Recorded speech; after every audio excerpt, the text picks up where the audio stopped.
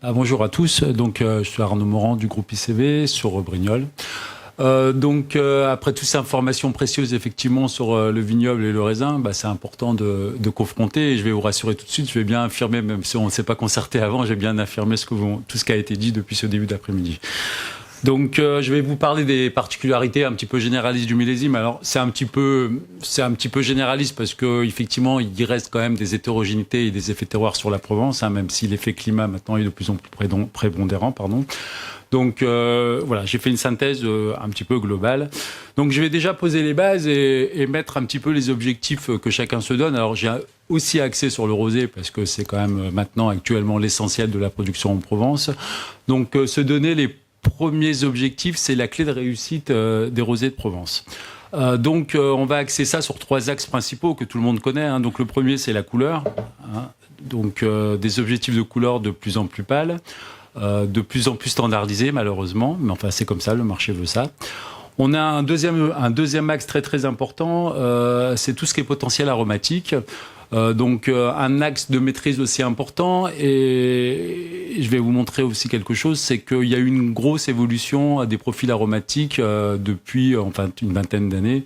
Dans les années 2000, on était plutôt sur des profils amyliques que je vais appeler fermentaires, donc l'effet millésime, l'impact millésime, l'impact du raisin ou de la culture de la vigne n'était pas très très important, on va dire.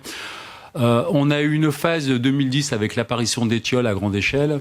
Et là, depuis 2020, on est plutôt sur des profils complexes. Donc, vous voyez, qui mélangent en même temps un petit peu d'amylique, un petit peu d'éthiol et d'autres substances, on va dire, plus ou moins connues actuellement.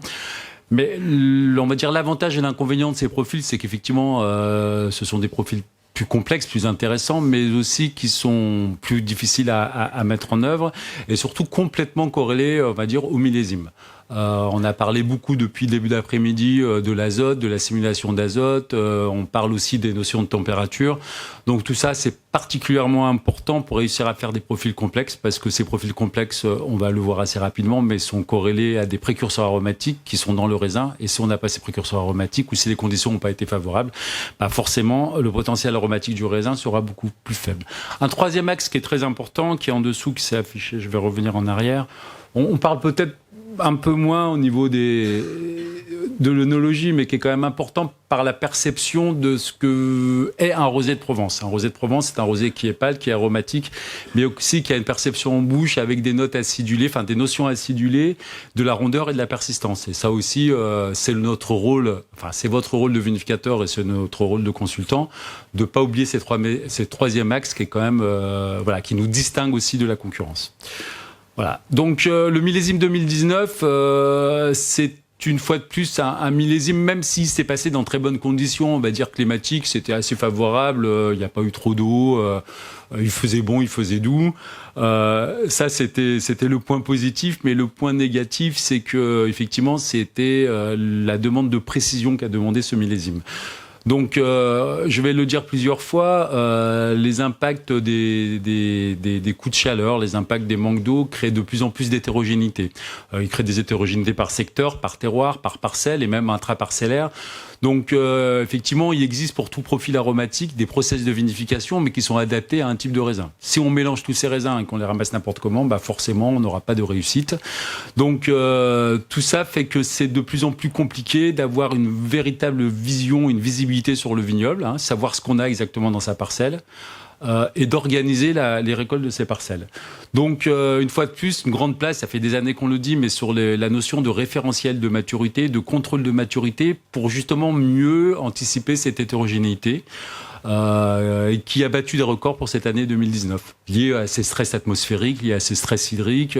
En plus, on a eu quelques pluies en septembre sur certains secteurs qui a complètement modifié, on me dit, la perception du millésime. Donc tout ça, c'était très important.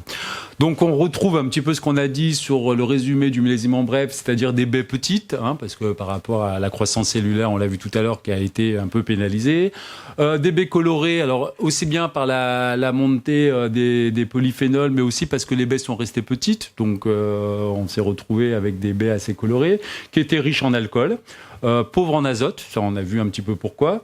Ce qui aura des impacts, on le verra, sur des génétiques fermentaires et des impacts organoleptiques, hein, donc aussi bien sur la vitesse de fermentation que sur la perception aromatique. Et on a eu quand même des journées chaudes globalement de récolte. Donc ça, c'est très important pour nous parce que ça demande, on le sait, de plus en plus des vendanges matinales. Mais la particularité de ce millésime-là, c'est que les journées chaudes, on les a souvent sur les secteurs le plus précoces, qu'on appelle dépression, vers Cuers, vers bord de mer. Par contre, là, on a eu des matinées chaudes aussi sur les secteurs plus tardifs. Donc là, alors on commençait à être habitué, mais cette année, on a battu des records. Mais savoir que l'organisation des vendanges, par culture, n'est pas la même quand on est au bord de mer, quand on est à Cuers ou quand on est dans le Haut-Var. Donc ça a demandé un petit peu une organisation, une précipitation, enfin en tout cas une remise un petit peu en question de pas mal de producteurs plutôt situés dans le Moyen-Var et le Haut-Var qui ont dû ramasser aussi sur des matinées chaudes. Donc après, ça demande aussi cette année une grande maîtrise en cave avec des programmes de pressurage adaptés sur des petites baies. Qui était en petite et colorée, avec des débourbages aussi un petit peu délicats parce que la viscosité du jus était un peu plus élevée que les années précédentes. Donc aussi gérer le froid, la gestion de l'oxygène, on en a parlé tout à l'heure, il y a eu une intervention qui est très importante, hein, d'ailleurs Madame l'a dit, mais c'est très très important de gestion d'oxygène, et avec aussi une place toute importante sur le SO2 parce qu'on a vu des phénomènes de brunissement et de grossissement, donc des phénomènes d'oxydation un petit peu anticipés, donc tout ça il fallait le mettre en œuvre. Donc ça demande quand même une certaine rigueur, une certaine anticipation et de plus en plus de maîtrise. La maturité aussi, c'est un équilibre de plus en plus difficile à trouver parce qu'on le sait, si la maturité est trop élevée, on a certes plus d'arômes, mais des arômes plutôt confits, mais on a aussi plus de couleurs, plus d'alcool, donc c'est pas du tout ce que veut le marché. Si on est en sous-maturité, ça a de la logique, on aura du végétal, on aura peut-être peu d'arômes et de la rugosité. Mais ces effets maturité, comme je vous l'ai dit en préambule, en introduction, c'est qu'on a de plus en plus d'hétérogénéité. Donc, avant, on gérait des millésimes qui étaient un petit peu semblables. On avait soit des surmaturités, soit des sous-maturités. Maintenant, à même date, à même lieu, on a des parcelles complètement, avec des configurations complètement différentes. Donc, je reviens là-dessus. La seule façon, la plus évidente et la plus facile, c'est de faire des contrôles de maturité à la parcelle, et même des fois de morceler sa parcelle pour avoir une bonne visibilité. On a quelques indicateurs un petit peu généralistes aussi sur les notions d'acide malique où on essaye d'être supérieur à 1,6 g par litre. Bon, ça se corrige, mais c'est plutôt lié au secteur. Alors cette année, par rapport à l'année dernière, on a eu un peu plus d'acide malique. Donc c'était peut-être pas forcément le plus difficile à gérer.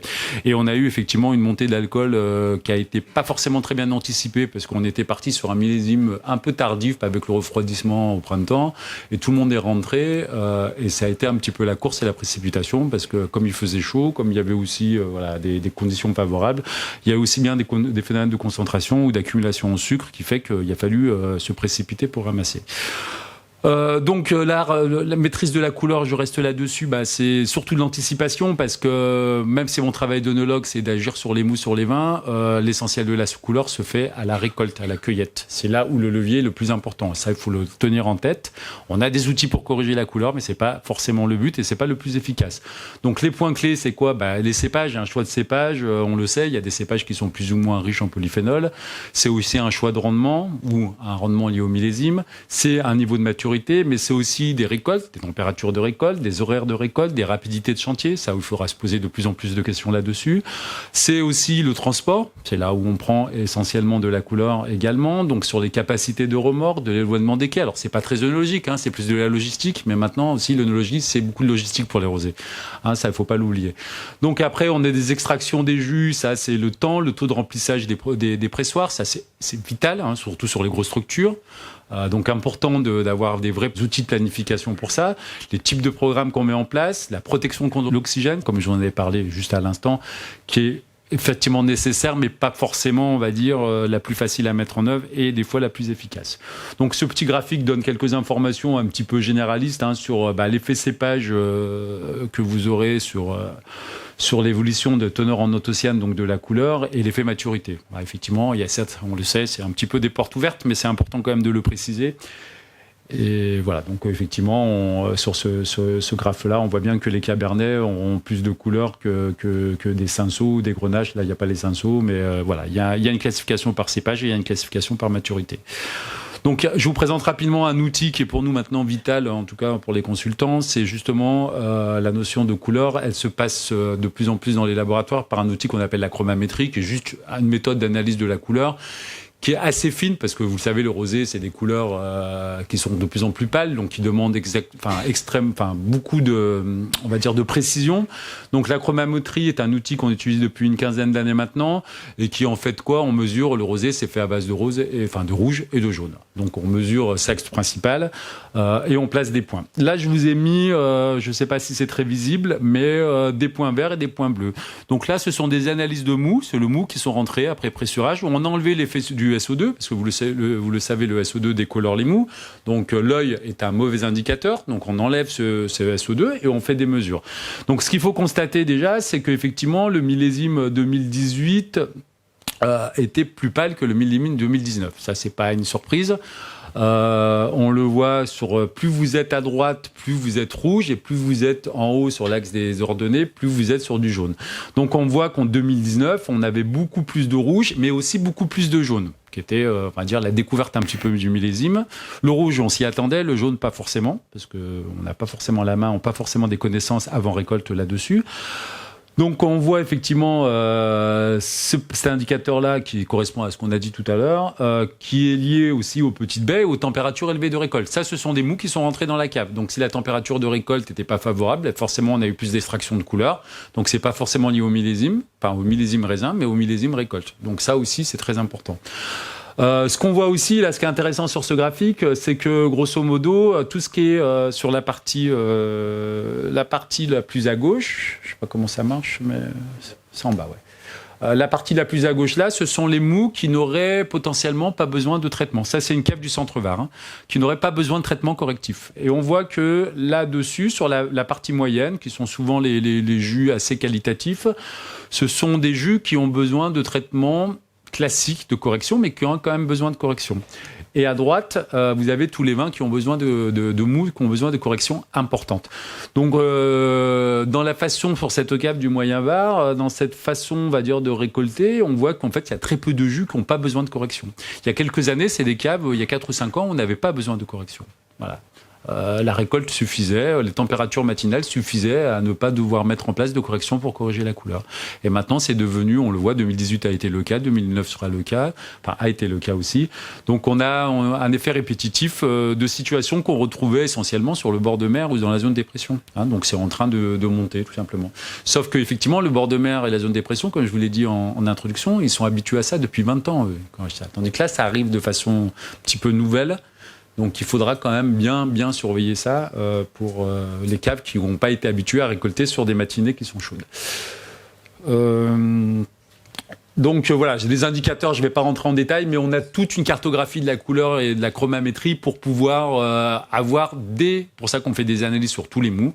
Pour chaque mou, on a la cartographie, la carte d'identité du mou, et on est capable de savoir ce que ça va donner. On sait que pendant les fermentations, on perd naturellement 50% du rouge. Donc après, ça nous permet de devoir corriger, pas corriger.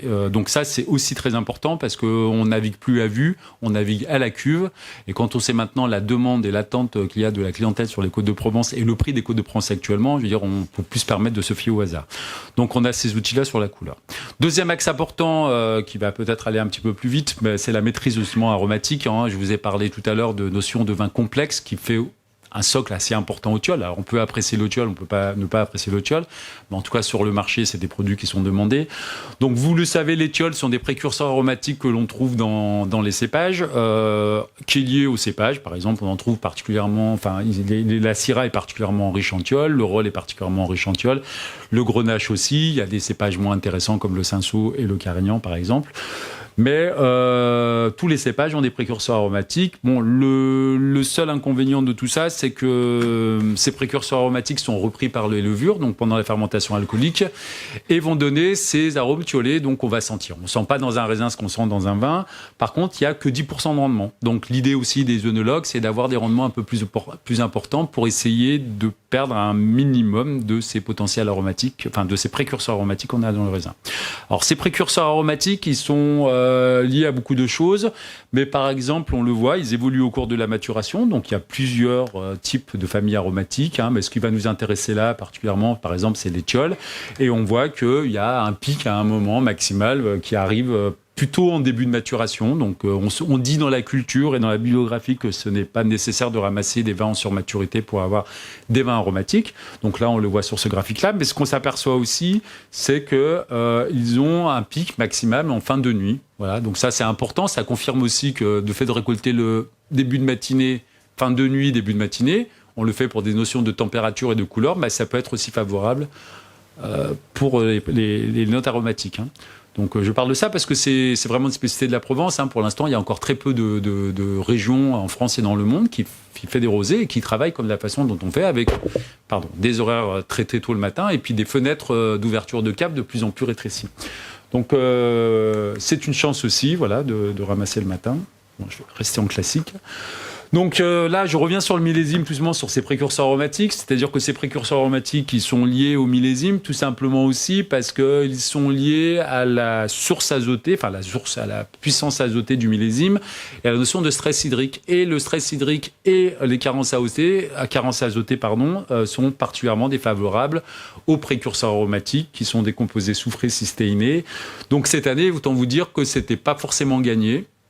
Même si le millésime était visiblement beaucoup plus beau que 2018 parce que moins de problèmes de mildiou entre autres, mais sur le papier c'était pas gagné. Donc en plus de ces précurseurs aromatiques, nous avons une molécule que tout le monde a dû entendre parler qui s'appelle le glutathion, qui est en fait un protecteur des précurseurs aromatiques et qui lui aussi n'est pas très très favorisé par les conditions climatiques et hydriques en fait du millésime.